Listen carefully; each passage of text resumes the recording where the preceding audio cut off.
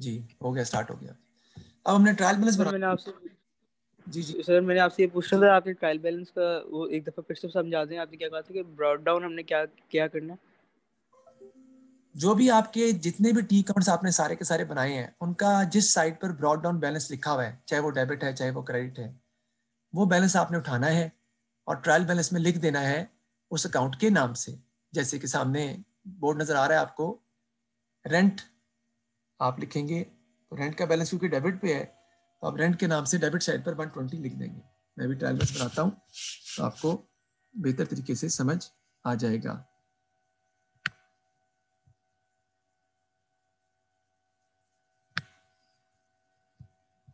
ये देखिए,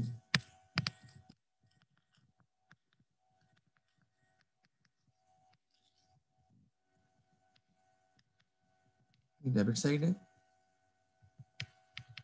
right side है। इसका हम ये दो साइड्स हम इसकी बना लेते हैं। This is known as trial balance. ठीक है जी, यहाँ पे आ जाएंगे आपके name of accounts, account title भी कह सकते हैं इसको, नेम ऑफ अकाउंट भी कह सकते हैं। कुछ ना भी लिखें तभी फर्क नहीं पड़ेगा, एक ही बात है। सबसे पहले मैं लिखता हूँ किसको, कैपिटल को। देखिए कैपिटल का हमने जो टी अकाउंट बनाया था उसमें कैपिटल का बैलेंस किस साइड पे शो हो रहा है, क्रेडिट पे, ब्रॉड डाउन। तो क्रेडिट साइड पे लिख देंगे आप कैपिटल के नाम से 2500, दैट्स इट। ये आपका ट्रायल बैलेंस बन जाएगा। इस तरह बनाते जाएंगे। फिर किसका बैलेंस आपका आ जाएगा कैपिटल के बाद, कैपिटल के बाद मैंने अकाउंट बनाया था किसका, बैंक का, तो बैंक का लिख देते हैं। बैंक का नाम लिखूंगा मैं और बैंक का बैलेंस आ जाएगा किधर, डेबिट साइड पे कितना है, 2454। फिर कैश का आ जाएगा, कैश का बैलेंस भी डेबिट साइड पे आ रहा है कितना, 260, वो लिख दूंगा। ठीक है जी। उसके बाद आ जाता है आपका सेल्स का, सेल्स का लिख लेते हैं, सेल्स अकाउंट मैंने बनाया है और सेल्स का बैलेंस क्रेडिट होता है। एसेट्स डेबिट होते हैं आपको पता है, कैपिटल और लाइबिलिटीज क्रेडिट होती हैं आपको पता है, सेल्स क्रेडिट होती हैं, परचेज डेबिट होती हैं, एक्सपेंसेस डेबिट होते हैं, इनकम क्रेडिट होती हैं। उसी तरह से ट्रायल बैलेंस बनेगा। तो सेल्स का बैलेंस ऑलरेडी क्रेडिट साइड पे ही है। ब्रॉड डाउन कितना है, 1168 हमने निकाला था, हमने बनाया था उसको। फिर परचेजेस का अकाउंट मैंने बनाया था, परचेज का balance brought down debit side पे है, वो कितना है 1082, वो लिख देंगे यहाँ पे। जो परचेज अकाउंट बनाने के बाद बैलेंस निकला है आपका, वही आपने यहाँ लिख देना है। इसको ट्रायल बैलेंस कहते हैं। ट्रायल बैलेंस बनाना आपके पेपर का, कोर्स का, या आपके पेपर में कभी भी नहीं आएगा। ये O1 में पूछा जाता है, O3 में भी पूछा नहीं जाता इस तरह से। ये आपके कोर्स का एसएच कोर्स में आना नहीं है। तो परचेज भी आपका आ जाएगा, लेकिन क्योंकि पता होना चाहिए हल्का फुल्का, तो मैंने कहा चलो बता देते हैं। परचेज के बाद आपका आ जाएगा जी, अब बाकी बंदों के नाम आ जाएंगे, बल्कि रेंट का पहले कर लेते हैं। रेंट आ जाएगा, रेंट का देखिए मैंने बनाया था अकाउंट, डेबिट बैलेंस था उसका ब्रॉड डाउन, तो 120 इधर आ जाएगा। स्टेशनरी का आ जाएगा 120। ठीक है जी। उसके बाद DLS है, जो बंदों के अकाउंट है उनके नाम आ जाएंगे। DLS का आ जाएगा क्रेडिट साइड पर 315 है। और आपका सी मेंडस का आ जाएगा जी, वो आपका सी मेंडस का भी क्रेडिट साइड पे आ जाएगा। वो ट्रेड पेबल है ना आपके, इसलिए लायबिलिटी आपकी क्रेडिट पे है, क्योंकि ये पैसे हम इनको देने हैं। 321।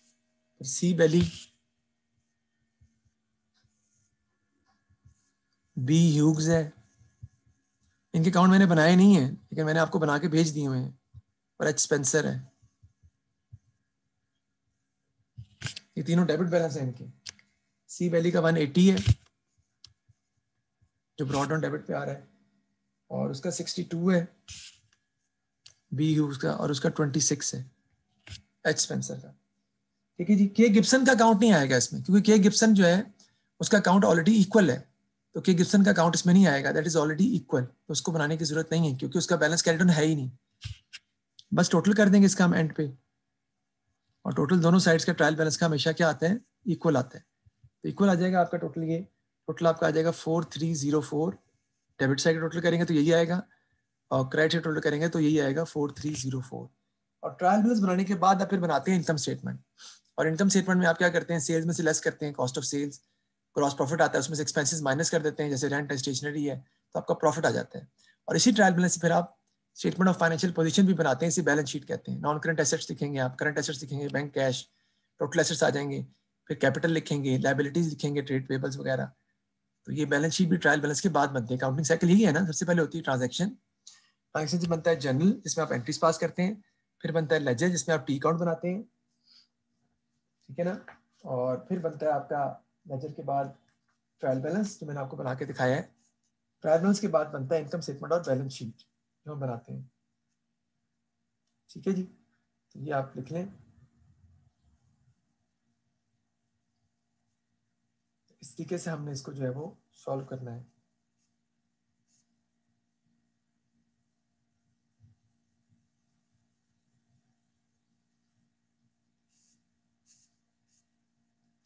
ओके हो गया जी। ये मैंने पहला क्वेश्चन जो है ना वो सॉल्व किया आपका जो कि जी, इसमें कोई किसी को मसला है तो बता दें। अरशद, फखर, समझ आ गई है? मुस्तफ़ा?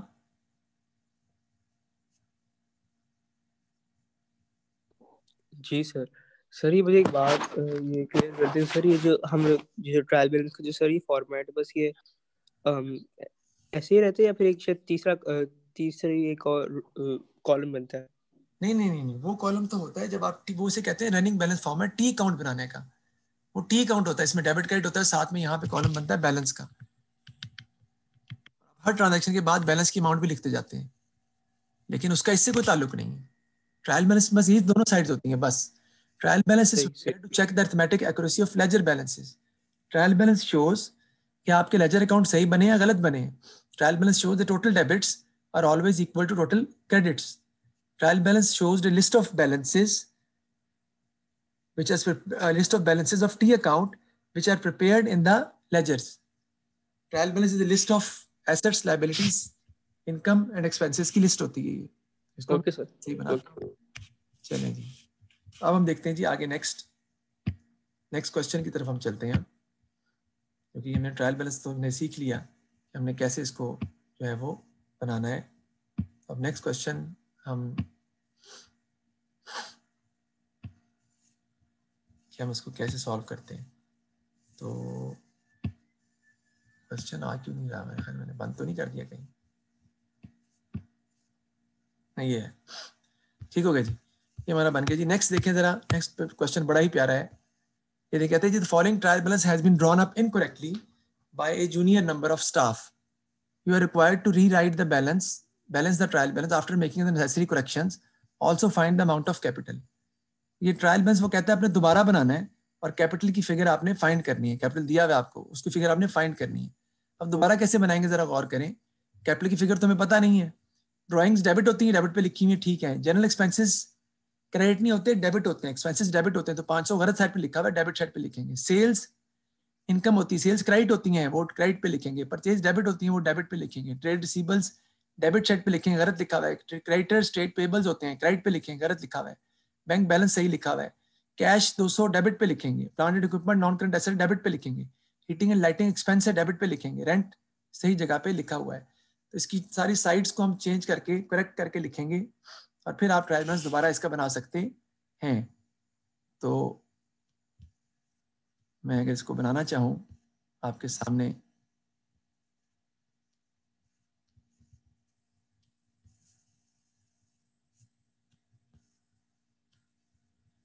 हम लिखते हैं, देखें कैपिटल क्रेडिट पे लिखा हुआ है, मुझे उसकी अमाउंट का नहीं पता। राइट, एक सेकेंड। अब ये जो जैसे जो कैपिटल वगैरह है ये हम लोग वैसे देख रहे हैं ना कि डेबिट क्रेडिट के रूल्स के हिसाब से कि कैपिटल हमारा डेबिट होता है। हाँ जी, ट्रायल बैलेंस के अंदर जो है वो आप दोनों साइड आपने इक्वल करनी होती है, तो डेबिट के रूल के हिसाब से देखते हैं। कैपिटल बेटा डेबिट नहीं होता, क्रेडिट होता है। एसेट्स डेबिट होते हैं, लायबिलिटीज और कैपिटल जो है वो क्रेडिट होता है। इस तरह एक्सपेंसेस डेबिट होते हैं, इनकम क्रेडिट होती है, परचेजेस डेबिट होती हैं, सेल्स क्रेडिट होती हैं, और कैपिटल एंड लायबिलिटीज क्रेडिट होती हैं। कैपिटल डेबिट हो ही नहीं सकता कभी। ड्राइंग्स डेबिट होती हैं, क्योंकि ड्राइंग्स क्या होती हैं, amount withdrawn by the owner of the business for his personal use is called drawings, and drawings are always debited because capital is credited, that's why. तो हम बनाते हैं दोबारा इस अकाउंट को। ओ तेरी खैर हो।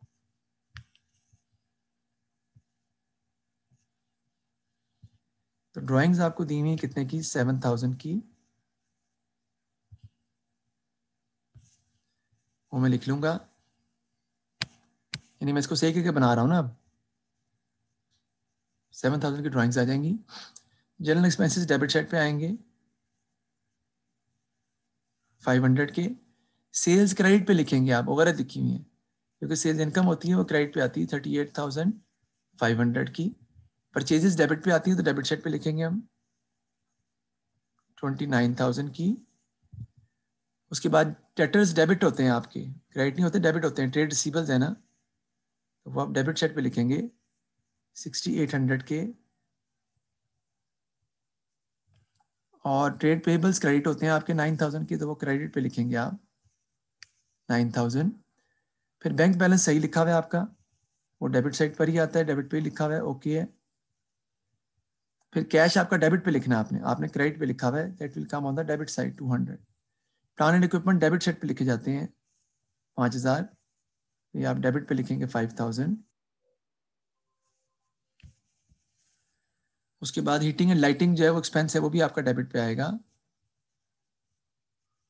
1,500 का। और रेंट आपका बिल्कुल सही लिखा हुआ है 2,400 का। टोटल कर देंगे डेबिट साइड, इसमें से क्रेडिट साइड माइनस कर देंगे तो आपके पास कैपिटल की अमाउंट जो है वो आ जाएगी। यानी कैपिटल की अमाउंट जो है आप फाइंड कर लेंगे। अगर आप इसको करेक्टली इसको रिकॉर्ड करेंगे तो कैपिटल की अमाउंट आपकी ऑटोमेटिकली फाइंड हो जाएगी डिफरेंस निकाल के। यानी कि 7,000 प्लस 500 प्लस 29,000 प्लस ये आपका है 6,800 प्लस 15,100 प्लस 200 प्लस 5,000 प्लस 1,500 और प्लस 2,400।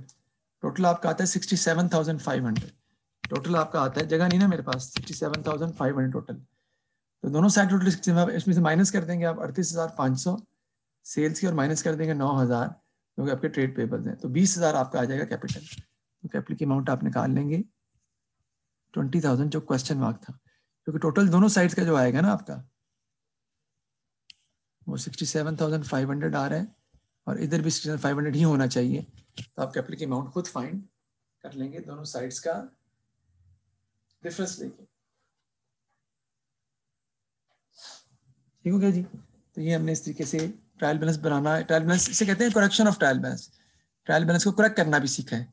ट्रायल बैलेंस को आप करेक्ट भी कर सकते हैं, अगर अमाउंट्स गलत लिखी हुई है तो खुद से आप करेक्ट करके भी इसको लिख सकते हैं। जी लिख लिया तो मैं बता दूं उसको।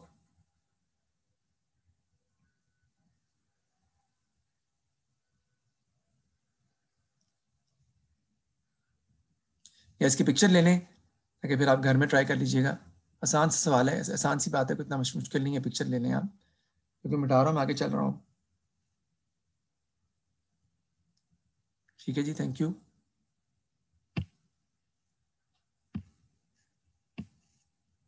जी नेक्स्ट देखते हैं जी। इसके बाद है जी आपका, ये आपने बताना है जी, state whether the accounts would be either debit or credit. जी बताएं जी, फखर आप बताएं, फखर और अरशद आप बताएं। कैपिटल क्या होता है, डेबिट होता है, क्रेडिट होता है, बताओ। सर क्रेडिट होता है। क्रेडिट होता है। आगे जी, सेल्स क्रेडिट होती है, डेबिट होती हैं? सर हमारी जो सेल्स हैं सर वो होती है क्रेडिट। क्रेडिट सॉरी होती सर हैं। डेबिट। हाँ नहीं जी नहीं, सर क्रेडिट सही। होती हैं, सेल्स क्रेडिट होती हैं, परचेज डेबिट होती हैं। स्टेशनरी जो है वो आपका एक्सपेंस है, स्टेशनरी एक्सपेंस है, डेबिट होगा। आगे डी बताओ, कैश क्या होगा? सर कैश अगर आ रहा है तो मतलब सर हमारे उसमें डेबिट होगा। जी, जब नॉर्मल बैलेंस कैश का दिया हो तो उसका मतलब है कि हमारे पास कैश पड़ा हुआ है, तो डेबिट ही होगा ना फिर। सही। उसके बाद टी खान क्रेडिटर है, क्रेडिटर का मतलब ट्रेड पेबल है हमारा, तो ये हमारा क्या होगा, डेबिट या क्रेडिट?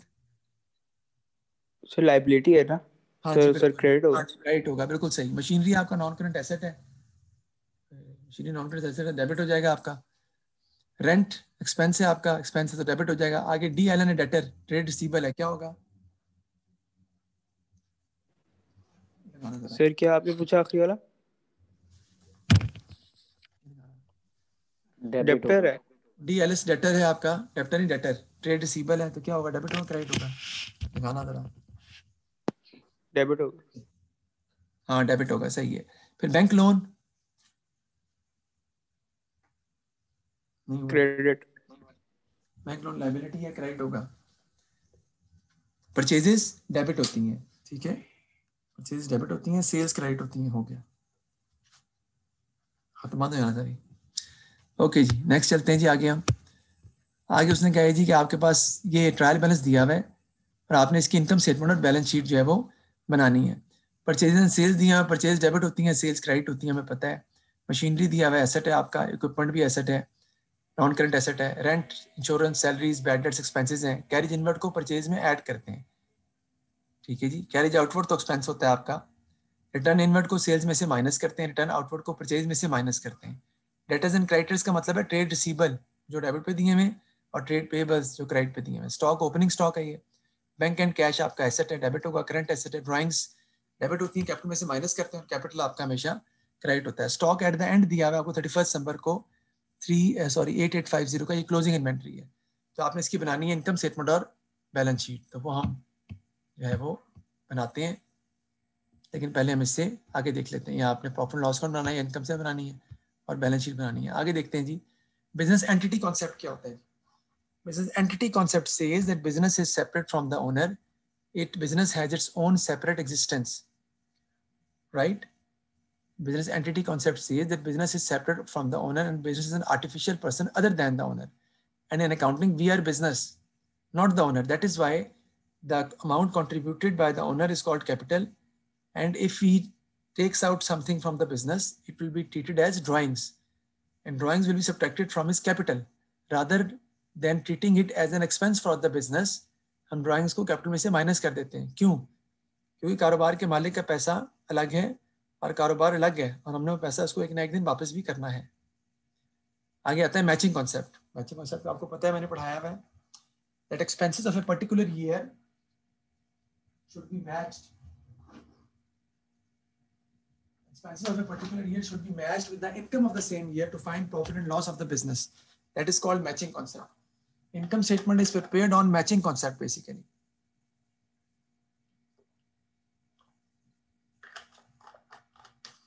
मैच करना होता है एक्सपेंस को इनकम के अगेंस्ट मैच करने को मैचिंग कॉन्सेप्ट कहते हैं। प्रूडेंस पता है आपको? प्रूडेंस क्या होता है जी? कि future losses should be recorded before its occurrence and future profit should be ignored. For example, provision for doubtful debts is an expected future loss of bad debts for which we create a provision out of profit to record the expected future loss according to prudence concept. अगर आप depreciation को expense record नहीं करेंगे हर साल तो आपका profit overstate कर जाएगा, which is against the prudence concept. आपका प्रॉफिट ओवरस्टेट कर जाएगा क्योंकि आप डेप्रिसिएशन आपका एक्सपेंस होता है, आपका एसेट वैल्यू गिर जाती है इस्तेमाल करने की वजह से। लेकिन अगर आप डेप्रिसिएशन को रिकॉर्ड नहीं करोगे एक्सपेंस में तो एक्सपेंस कम हो जाएंगे, इसकी वजह से प्रॉफिट आपका ज्यादा हो जाएगा, तो प्रॉफिट ओवरस्टेट कर जाएगा, which is against the prudence concept. आगे आता है मनी मेजरमेंट कॉन्सेप्ट। ये बता चुका हूं मैं आपको कि in accounting everything is going to be measured in terms of money. Only those transactions are recorded in the books which can be expressed in monetary terms. Love, affection, hatred, good teacher, bad teacher. Accounting में हर चीज की measurement करते हैं किससे? पैसे से, ठीक है ना। हर चीज को मेजर करते हैं किससे? पैसे से। बच्चे कहते हैं खुरम साहब अमीर आदमी है, उनके पास ज्यादा पैसा है इसलिए वो अच्छे टीचर हैं। लेकिन अकाउंटिंग ये नहीं कहती। अकाउंटिंग कहती है ज्यादा मेहनत करता है, ज्यादा स्किल्ड है, ज्यादा ऑनेस्ट है। अकाउंटिंग इस बारे में साइलेंट है। अकाउंटिंग कहती है हर चीज को पैसों में मेजर करते हैं, लेकिन एक्चुअली तौर पे ऐसा नहीं है। लेकिन अकाउंटिंग में everything is going to measured in terms of money. Good teacher, bad teacher, good manager, bad manager. Capital expenditure, revenue expenditure में क्या फर्क होता है? Amount spent on the purchase of a non current asset is a capital expenditure. या किसी खर्चे से किसी एसेट में इजाफा हो जाए, बिजनेस बढ़ जाए, आपका अर्निंग कैपेसिटी बढ़ जाए, वो कहलाता है आपका कैपिटल एक्सपेंडिचर। तो उसने यहाँ क्वेश्चन में बताया कि बताएं इसमें से कौन सा एक्सपेंडिचर कैपिटल है, रेवेन्यू है। तो मैं बता रहा हूँ, purchase of fixture and fitting. Fixture and fitting is a non current asset, it is a capital expenditure. Purchase of motor vehicles for stock for resale, it is a revenue expenditure क्योंकि motor vehicle जो आपने it's a capital expenditure क्योंकि motor vehicle itself तो capital expenditure है, लेकिन जो stock for resale है वो रेवेन्यू एक्सपेंडिचर है। Purchase of delivery vehicle for business use, that is also capital expenditure. Purchase of tyres for the delivery vehicle, that is revenue expenditure क्योंकि tyre बार बार change होंगे, tyre एक दफा नहीं है, बार बार change होते जाएंगे आपके। और payment to builder for addition to sale premise, ये भी कैपिटल एक्सपेंडिचर है। और payment of interest on loan for addition for sale premise addition, ये आपका रेवेन्यू एक्सपेंडिचर है। वो आइटम सारे के सारे जो इनकम स्टेटमेंट में रिकॉर्ड की जाती हैं वो रेवेन्यू एक्सपेंडिचर होते हैं, और वो आइटम जो बैलेंस शीट में आते हैं वो कैपिटल एक्सपेंडिचर होते हैं। For example fixture and fitting non current asset है, बैलेंस शीट में आएगा फाइनेंशियल स्टेटमेंट में। मोटर व्हीकल जो खरीदा आपने स्टॉक व रीसेल में, बैलेंस शीट में आएगा, आपका नॉन करंट एसेट है।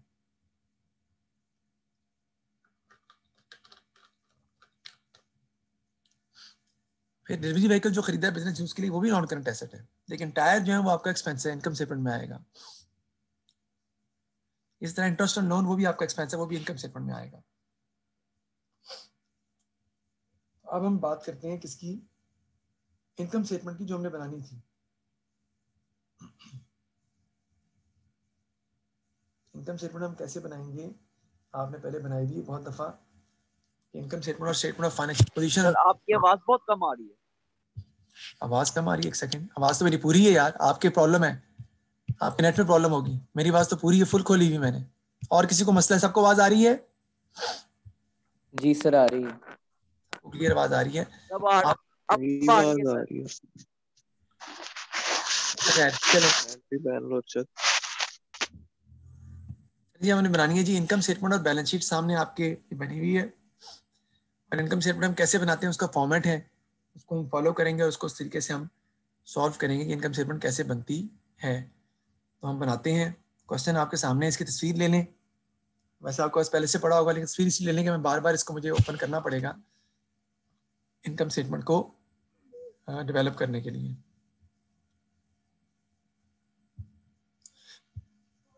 तो इसको उठाते हैं हम।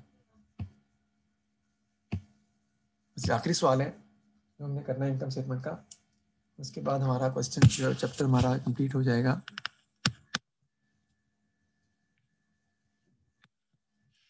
शेयर कर रहा हूँ बोर्ड, एक सेकेंड। शेयर हो रहा है? Yes, okay. इसको हम स्टार्ट करते हैं किससे जी? सेल से। सेल में से माइनस कर देते हैं रिटर्न इनवर्ड, अगर कोई है तो। इस सवाल में दी हुई है, इसलिए माइनस करेंगे। सेल्स आपको दी हुई कितने की? 4,90,000 की। और रिटर्न इनवर्ड जो है वो आपको दी हुई 11,500 की। 4,90,000 माइनस 11,500। मैं वो पैड नोट उस पे, सॉरी, पेंट शॉप पे करता सॉल्व करके, लेकिन टाइम बहुत ज़्यादा लग जाएगा उसमें, इसलिए मैं इस पे यहाँ पे कर रहा हूँ। आ जाएगा 4,78,500। इसमें से हम लेस कर देते हैं जी कॉस्ट ऑफ सेल्स। सेल का फॉर्मेट होता है ना ये। सबसे पहले क्या आती है आपकी? Opening inventory. उसमें ऐड करते हैं परचेजेस। परचेज में से लेस कर देंगे रिटर्न आउटवर्ड और ऐड कर देंगे कैरेज इनवर्ड, वो दिया हुआ है क्वेश्चन में। सबसे पहले ओपनिंग इन्वेंट्री देख लेते हैं। ओपनिंग इन्वेंट्री स्टॉक एट 1 जनवरी दिया हुआ है आपको 66,5600 का। 65,600 का। परचेजेस में क्योंकि चीजें एडलेस होनी है तो परचेजेस को हम अलग से लिख लेते हैं। 2,40,000 की परचेजेस हैं, उसमें से रिटर्न आउटवर्ड माइनस होगा 7,650 का और कैरेज इनवर्ड ऐड होगा 2,300 का। 2,40,000 की परचेजेस हैं, रिटर्न आउटवर्ड माइनस होगा 7,650 का, ब्रैकेट डाल देता हूँ ना, और 2,300 का कैरेज इनवर्ड। ओहो, इसमें तो डल्ली ऐड हो जाएगा।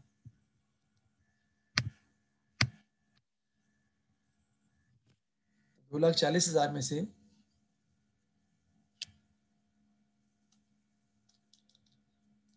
माइनस कर दूंगा 7,650 प्लस कर दूंगा 2,300, मेरे पास आ जाएगा 2,34,650।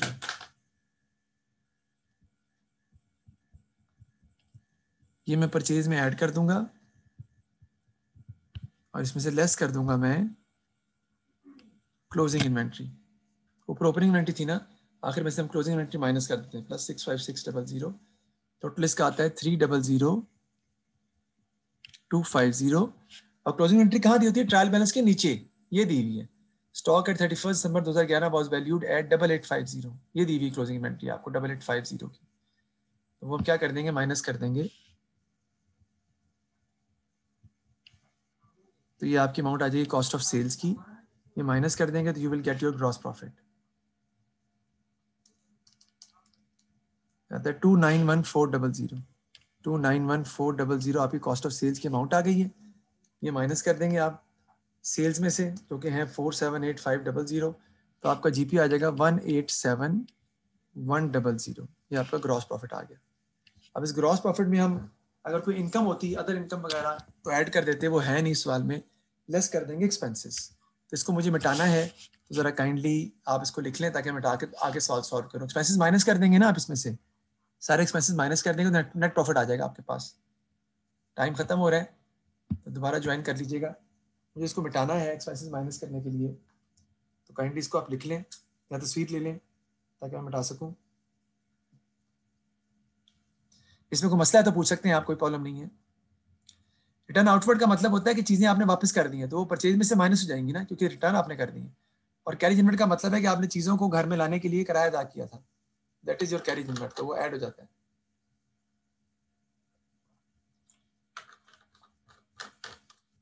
कैरेज इनवर्ट और आउटवर्ड एक दफा फिर बताइएगा।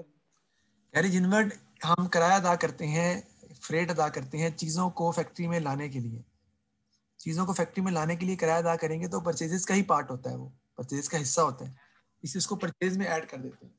कैरेज आउटवर्ड हम पे करते हैं चीज़ों को फैक्ट्री से सेल पॉइंट पे, आउटलेट पे ले जाने के लिए, तो वो आपके इनडायरेक्ट एक्सपेंसेस होते हैं, वो एक्सपेंसेस के अंडर आते हैं दोनों एक्सपेंसेस। एक परचेज में ऐड होते हैं, एक डायरेक्ट एक्सपेंस है, फैक्ट्री खर्चा है, और एक इनडायरेक्ट एक्सपेंस है, फैक्ट्री खर्चा नहीं है, वो सेल का खर्चा है, कैरेज आउटवर्ड, तो वो जीपी के बाद एक्सपेंसेस में आते हैं। तो सर जो हमारा मतलब इनवर्ड है वो हम लोग बेसिकली एक्सपेंसेस में लिखते हैं या मतलब परचेजेस में लिखते हैं, परचेजेस में ऐड करते हैं।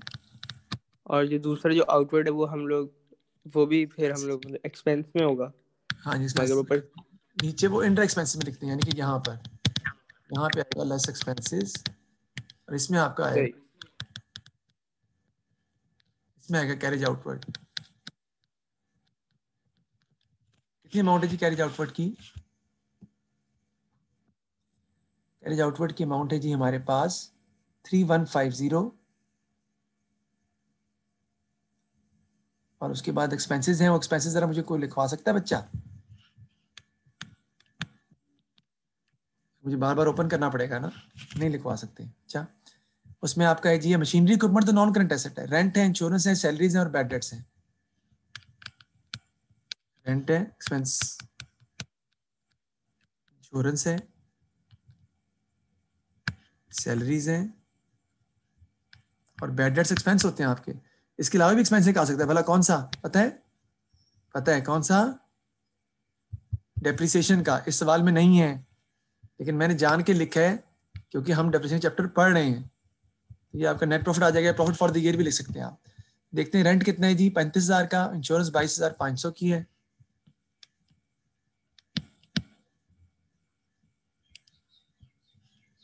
सैलरीज आपकी हैं जी 62,000 की और बैड डेट्स 5,200 के,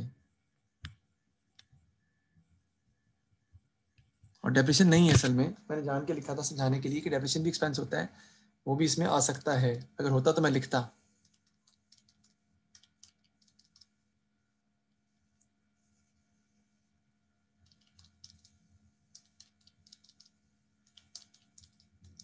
टोटल आपका आ जाएगा जी, टोटल एक्सपेंसेस आपके आ जाएंगे 127,850, ये 62,000 है। ये माइनस कर देंगे हम जीपी में से, तो आपके पास प्रॉफिट आपका आ जाएगा 59,250 is your net profit. Okay जी, समझ आ गई? This is how we prepare the income statement. लिख लें। अब हम बनाते हैं आगे बैलेंस शीट, यानी स्टेटमेंट ऑफ फाइनेंशियल पोजीशन, या जिसको बैलेंस शीट कहते हैं आप।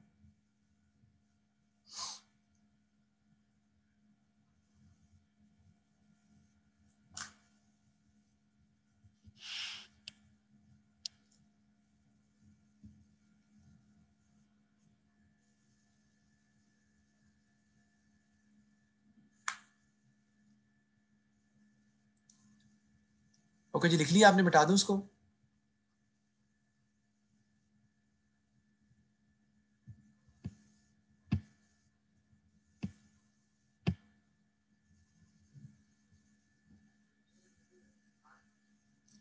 अब हमने बनानी है जी बैलेंस शीट। बैलेंस शीट हम बनाते हैं और बैलेंस शीट का फॉर्मेट क्या होता है, वो अकाउंटिंग क्वेश्चन से ही फॉर्मेट उसका निकला है कि assets equal to liabilities plus capital के फॉर्मेट से ही बैलेंस शीट का फॉर्मेट होता है। और हम उसको शुरू करते हैं किससे, नॉन करंट एसेट से। हम स्टार्ट करते हैं बैलेंस शीट को, स्टेटमेंट ऑफ फाइनेंशियल पोजीशन भी आप लिख सकते हैं, नॉन करंट एसेट से। मैं पेंट शॉप यूज कर सकता हूँ लेकिन बहुत टाइम लग जाएगा, और पहले ही आप लोग काफी देर से पढ़ रहे हो तो मैंने कहा थक जाओगे बहुत ज्यादा, क्योंकि उसमें टाइम लगेगा बनाने में ना, इसलिए मैं डायरेक्टली यहाँ से इसी पे से सॉल्व कर रहा हूँ। नॉन सबसे पहले क्या है जी, मशीनरी और इक्विपमेंट है 1,80,000 और 85,000 का।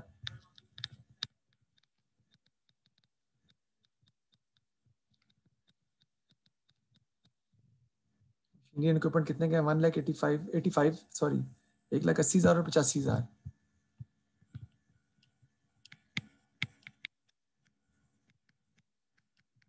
आपके नॉन करंट एसेट को ऐड कर लेंगे अब, 1,80,000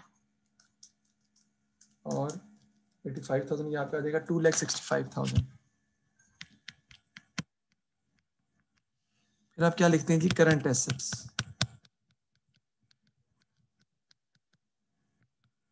करंट एसेट से पहले आप क्या आती है, क्लोजिंग इन्वेंट्री। वो दी हुई आपको नीचे, सवाल के नीचे दी हुई है 8850। क्लोजिंग इन्वेंट्री के इफेक्ट होते हैं दो, एक ही आती है आपके ट्रेड रिसीवेबल में से minus, sorry cost of sale में से माइनस करते हैं आप, दूसरा आप इसको बैलेंस शीट में करंट एसेट में भी लिखते हैं। क्लोजिंग इन्वेंट्री आपको दी हुई नीचे 8850, ये दी हुई आपको 8850 एसेट में आएगी। उसके बाद आपके ट्रेड रिसीवेबल्स हैं, डेटर्स जो कि यहाँ इस नाम से दिए हुए हैं, डेटर्स कितने हैं 65700 के, और बैंक और कैश है 42750, 65700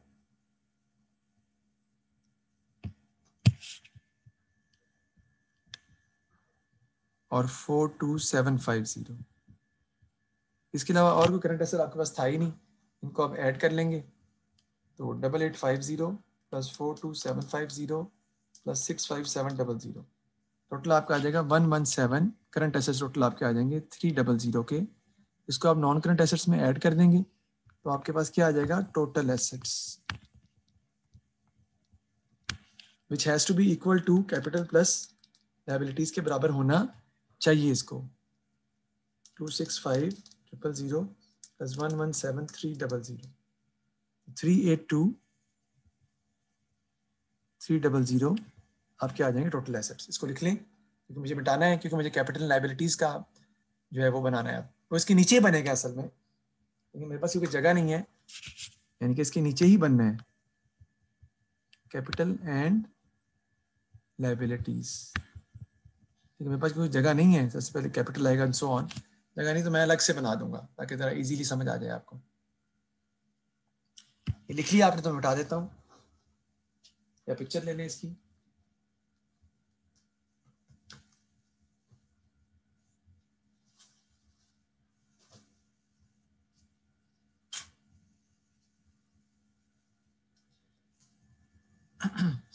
यहाँ तो कोई मसला है तो मुझे बता दें जी। फ़खर, कोई बच्चे कम हो गए हैं, मुस्तफ़ा फ़खर अरशद, कोई मसला है तो बता दें, समझ आ गई है? जी सर। हाँ जी, क्योंकि ये सबको आता होगा इसलिए बच्चों ने कहा होगा कि ज़रूरत नहीं है बैलेंस शीट वगैरह की। तो अब हम बनाते हैं G capital and liabilities.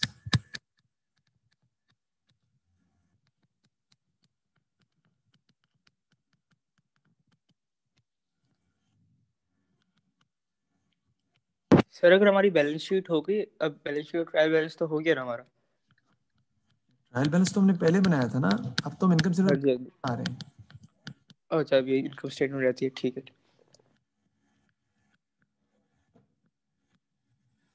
Trial balance का सवाल अलग था, वो अलग सवाल था। बैलेंस शीट और इनकम स्टेटमेंट मैं अलग सवाल पे बना रहा हूँ। कैपिटल कितना है मेरा देखते हैं हम। सही सर। कैपिटल है जी हमारा कितने का, 327,450 का। प्रॉफिट मेरा कितना आया था, 59250 का प्रॉफिट आया था मेरा। उसमें से ड्राइंग्स माइनस कर दूंगा। ड्राइंग्स कितने की हैं जी, 33900 की ड्राइंग्स हैं।